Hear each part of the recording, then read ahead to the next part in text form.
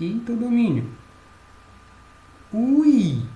Ah, meu amor, sério, eu tô querendo gravar uma aula de função quadrática. Mas peraí, que curva é essa que a bola fez? É uma parábola, exatamente o que eu quero falar. Vocês lembram o que é parábola?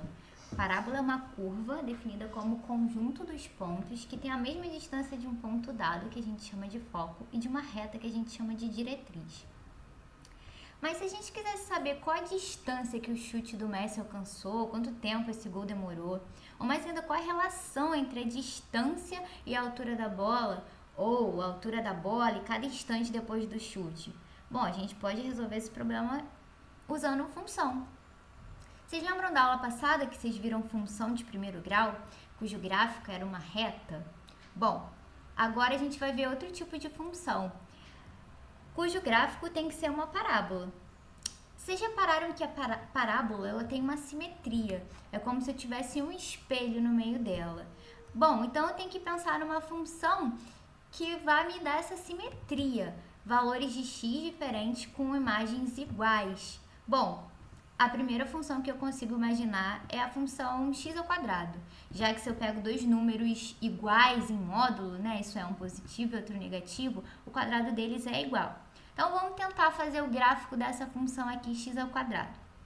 Para isso, eu vou escolher alguns valores aleatórios de x e calcular a imagem deles.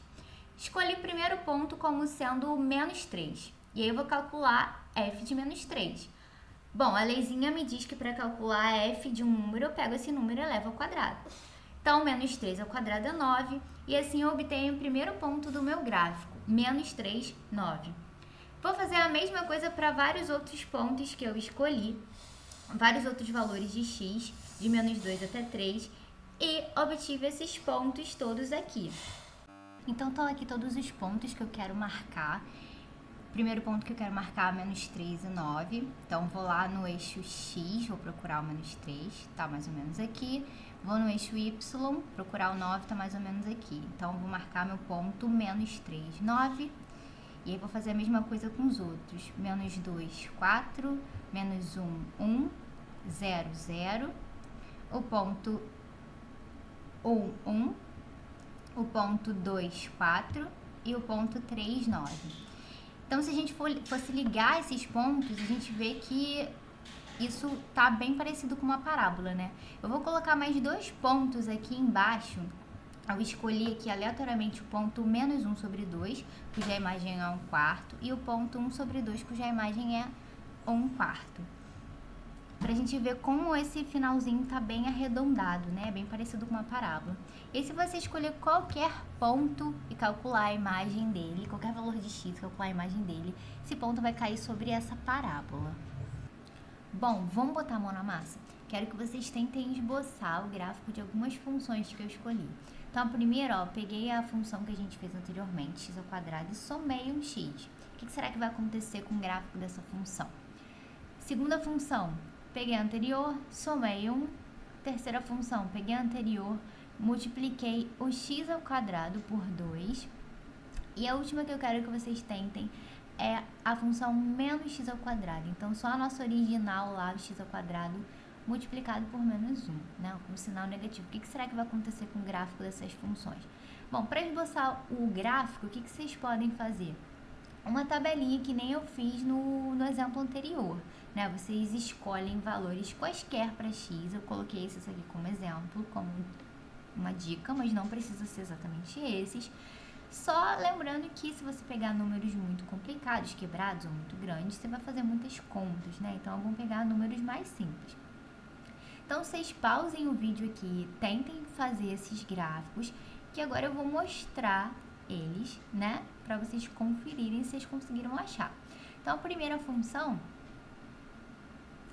onde eu somei um x só, reparem o que aconteceu com o nosso gráfico. Ó, ele chegou um pouquinho mais para a esquerda, um pouquinho mais para baixo, né? Mas eu mantive ele bem parecido com o anterior. Ainda é uma parábola. Quando eu somo o 1, continuo com uma parábola, só cheguei a um pouquinho mais para cima. Quando eu multiplico o x ao quadrado por 2, ainda tem uma parábola um pouco mais esticada, digamos assim. Quando eu pego o meu menos x ao quadrado, é uma parábola. Só que agora ela tem a concavidade, né, que a gente chama essa abertura, voltada para baixo. Bom, o que vocês podem concluir com isso? Todas as funções que a gente mostrou aqui, né, que a gente tentou traçar o gráfico, elas têm algo em comum. Todas elas têm pelo menos um desses termos aqui, né? Ou x, todas têm o x ao quadrado, algumas têm um número vezes o x e algumas têm um número qualquer. Bom, todas as funções que são escritas, que podem ser escritas dessa forma, são chamadas de função quadrática ou de segundo grau. Então, onde esses a, b e c são os coeficientes da minha função. Eles são números reais quaisquer. E o a, ele não pode ser zero, porque se o a for zero, isso aqui morre, esse termo quadrático, e a gente volta para a função de primeiro grau, né? Mas o b e o c podem ser zero, sim. Bom, toda função quadrática, o gráfico de toda função quadrática é uma parábola, como todos os exemplos que a gente viu. E toda parábola que é gráfico de uma função é gráfico de uma função quadrática. Nesse site, além da gente ver o jogador chutando a bola e aí ela percorrendo essa trajetória parabólica, a gente consegue fazer os nossos valores de A, B e C variarem, né? Então, aqui, ó, o nosso A é menos 0,29, o B é 0, né? Não tem nada com X, o C é 6. E aí, se eu faço esse C diminuir um pouco, olha o que acontece com a parábola. Ela vai indo um pouco para baixo. Posso aumentar e ela vai indo para cima. Posso diminuir o meu valor de B, ela vai indo um pouco para a esquerda, também vai subindo um pouquinho, né?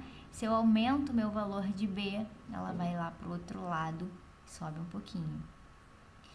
Agora o meu A, reparem que o meu A é negativo, eu posso diminuir um pouco mais e a abertura da minha parábola vai diminuindo, ou posso aumentar, essa abertura vai aumentando. Até que quando eu torno esse A positivo, a minha parábola ela muda de concavidade, a concavidade dela vai lá para cima. Ele até muda a figura, né, que era uma bola de futebol, agora é uma bexiga, que faz mais sentido percorrer essa trajetória.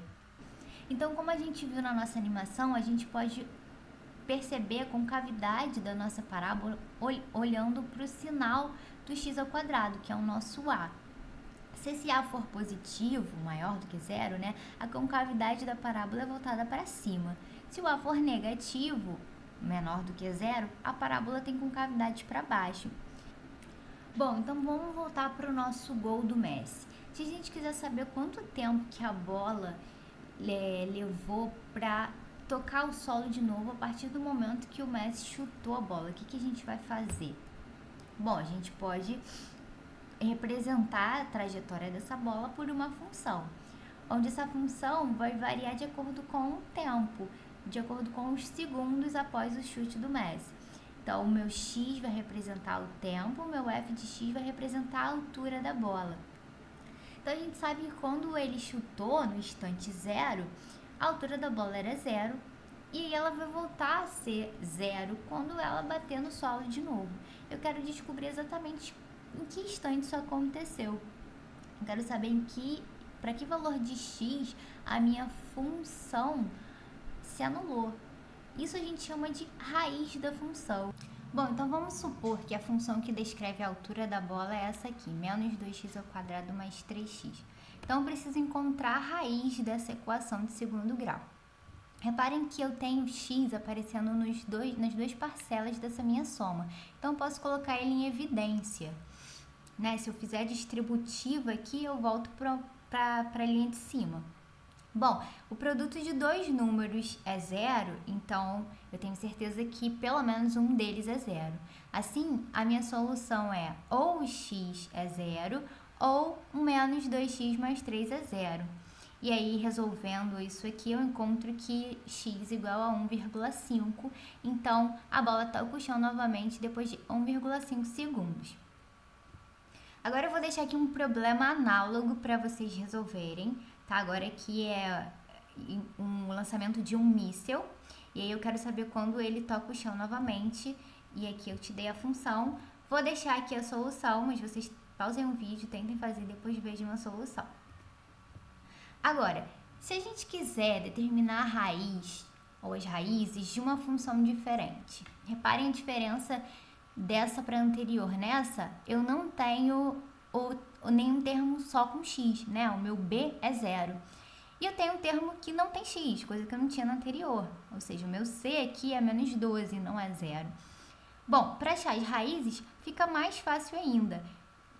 Eu posso aqui fazer, por exemplo, somar o 12 dos dois lados. Aí eu obtenho essa expressão, 3x² igual a 12. E aí eu divido tudo por 3. Eu obtenho que x² igual a 4. E aí eu sei que, bom, menos 2² é 4 e 2² também é 4. Né? Eu tenho aqui a resposta é mais ou menos a raiz quadrada de 4. E aí eu achei minhas raízes. Agora, vamos falar sério. E se aparece o A, o B e o C, nenhum deles é nulo? Eu não posso fazer nenhuma das duas estratégias que eu usei anteriormente, assim, tão facilmente. Para resolver esse problema, a gente tem a chamada fórmula de Bhaskara, que ela resolve, na verdade, todos os outros casos, né? Mesmo o B ou o C sendo 0. E essa fórmula aqui é para ficar no sangue, né? Eu sei que o x pode ser calculado fazendo, então, menos b, mais ou menos raiz de delta sobre 2a. Onde esse delta, que a gente chama de discriminante, ele é calculado por essa formulazinha, b² menos 4 vezes o a vezes o c, ok? E aí aqui a gente vê que eu posso ter um problema nessa continha. Se eu quero encontrar números reais, raízes reais, se esse delta for um número negativo, eu vou ter raiz de um número negativo, e isso não vai ser um número real. Portanto, pode ser que eu não tenha nenhuma raiz real para minha equação de segundo grau. Se esse delta for um número zero, raiz de 0 é 0. Então, eu vou ter só uma solução. Esse mais ou menos aqui não vai fazer diferença. E se ele for positivo, aí beleza, eu tenho duas raízes distintas, ok? Bom, então voltando para aquela coisa séria, tenho que, nessa função, o a igual a 1, o b igual a 1, o c igual a menos 6. Então, eu vou aplicar a formulazinha. Delta igual a b² menos 4 vezes a vezes c. Isso dá 25. E aí, o meu x é igual a menos b, mais ou menos raiz do delta, que eu acabei de encontrar, dividido por 2 vezes a. E aí, fazendo essa continha, eu encontro as duas raízes da minha função. Beleza? Bom, só para finalizar, esse delta ele pode ser negativo, e aí nesse caso a gente viu que não vai ter raiz.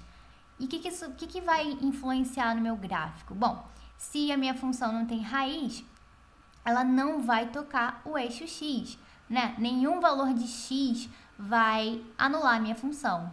Eu vou encontrar um f de x igual a 0 para nenhum valor de x. Então, o meu gráfico não toca o eixo x.